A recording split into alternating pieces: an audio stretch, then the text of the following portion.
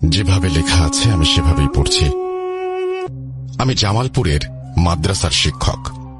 তো ঘটনাটি আমার নিজের জীবনের সাথে ঘটে যাওয়া একটি ঘটনা। ভালো লাগলে অবশ্যই পড়ে শোনাবেন। ঘটনাটি ঘটেছে আজ থেকে প্রায় 7 বছর আগে, রমজান মাসে। সালটা 2016। আমি একজন কুরআনের হাফেজ।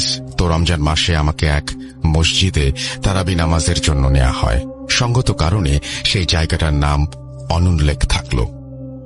তো আমাকে যে মসজিদে নেওয়া হয় সেই মসজিদটা ছিল এক অজপাড়া গাঁয়ের জঙ্গলের মধ্যে। দিনের বেলা যেতেও অনেকে ভয় পায় সেখানে। রাস্তার দুপাশে বহু বছরের পুরনো মেহগনি গাছ, বটগাছ শির উঁচু করে দাঁড়িয়ে আছে।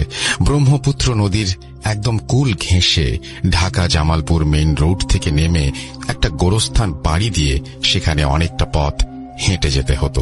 বলে রাখা ভালো, মসজিদটার কাছেই একটা কোরিয়ান ট্রেনিং সেন্টার ছিল, যেটা 2011 সালে অজানা কিছু সঙ্গত কারণে বন্ধ হয়ে গিয়েছিল।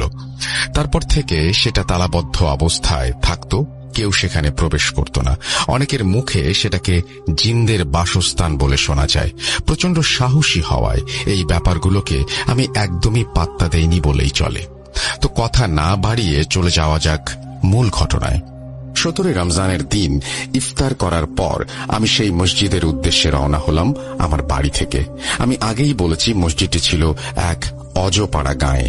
অন্যান্য সময় দিনের বেলা যেখানে মানুষের আনাগোনা দেখতে পাওয়া দুষ্কর ব্যাপার, সেখানে রমজান মাসে ইফতারের পর মানুষের আনাগোনা দেখতে পাওয়া তো বিশাল বিলাসিতার ব্যাপার।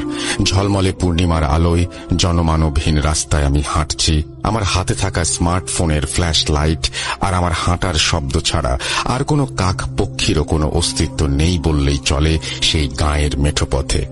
তো আমি যখন সেই গোরস্থানটা পার হয়ে সেই ট্রেনিং সেন্টারের মেইন গেটের সামনে গিয়ে পৌঁছেছি, আচমকা বিশাল এক বজ্রপাতের আওয়াজ হলো সেই গেটে।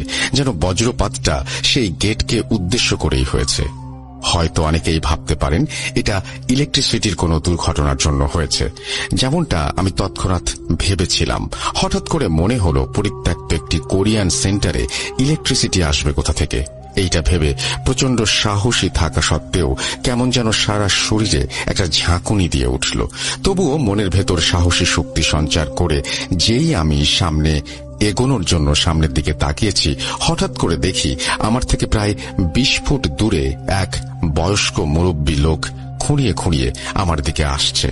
এমন অবস্থায় একটা মানুষকে দেখতে পেয়ে মনে অনেকটা প্রশান্তির হাওয়া বইতে লাগলো। আমি একটা বিষয় খেয়াল করলাম,